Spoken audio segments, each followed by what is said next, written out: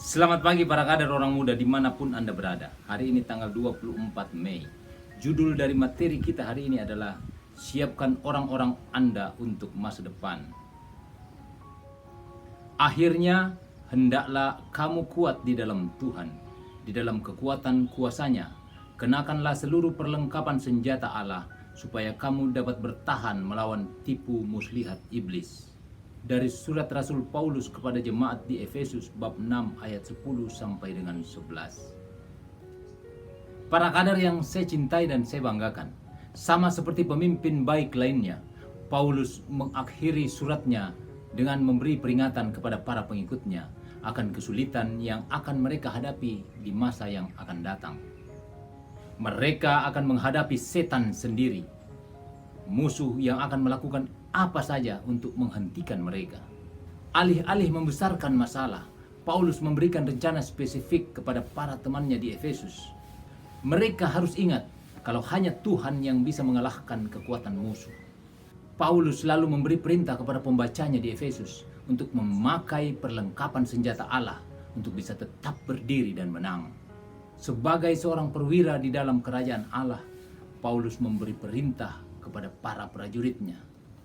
Ketika seorang pemimpin melakukan hukum intuisi, mereka memberikan 5 hal ini kepada para pengikutnya. Yang pertama, strategi untuk menang. Yang kedua, pengetahuan tentang musuh. Yang ketiga, sumber yang mereka butuhkan. Yang keempat, rencana untuk dilakukan. Dan yang kelima, yang terakhir, komunikasi yang detail. Para kader yang saya cintai dan saya banggakan, Paulus di akhir suratnya kepada jemaat di Efesus mengingatkan kalau mereka akan menghadapi kekuatan musuh. Dan karena itu hanya ada satu senjata yang bisa mereka gunakan dan menang, yaitu perlengkapan senjata Allah. Karena hanya dengan senjata perlengkapan Tuhanlah semua kekuatan kuasa kegelapan bisa dikalahkan. Dan ingat, tidak ada satu kekuatan yang bisa mengalahkan kuasa kegelapan. Hanya ada satu. Satu itu adalah perlengkapan senjata Allah. Karena itu para pemimpin, Anda semua harus selalu menggunakan senjata itu supaya Anda pasti menang. Tetapi untuk menggunakan perlengkapan senjata Allah, Anda harus hidup seperti orang yang dikehendaki oleh Allah.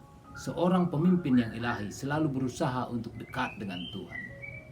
Setelah itu, seorang pemimpin yang baik akan memberikan arahan kepada para pengikutnya. Arahan yang cukup detail. Tadi sudah kita dengarkan 5 poin sederhana. Coba lakukan. Hal-hal ini cukup sederhana untuk dilakukan, tetapi sulit untuk dilakukan bagi orang yang tidak mau. Hanya kemauanlah yang bisa membuat kita melakukan hal-hal apapun dengan mudah. Para pemimpin yang baik akan memberikan hal-hal yang berguna bagi para pengikutnya. Dan untuk menghadapi musuh di masa yang akan datang, mereka perlu strategi untuk menang. Pengetahuan tentang musuh, sumber-sumber daya yang mereka butuhkan, rencana-rencana yang akurat yang akan dilakukan.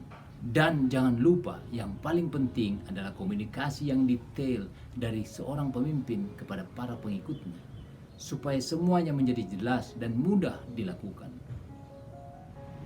Para kader, pertanyaan kita hari ini, bagaimana Anda mempersiapkan orang-orang Anda untuk masa depan?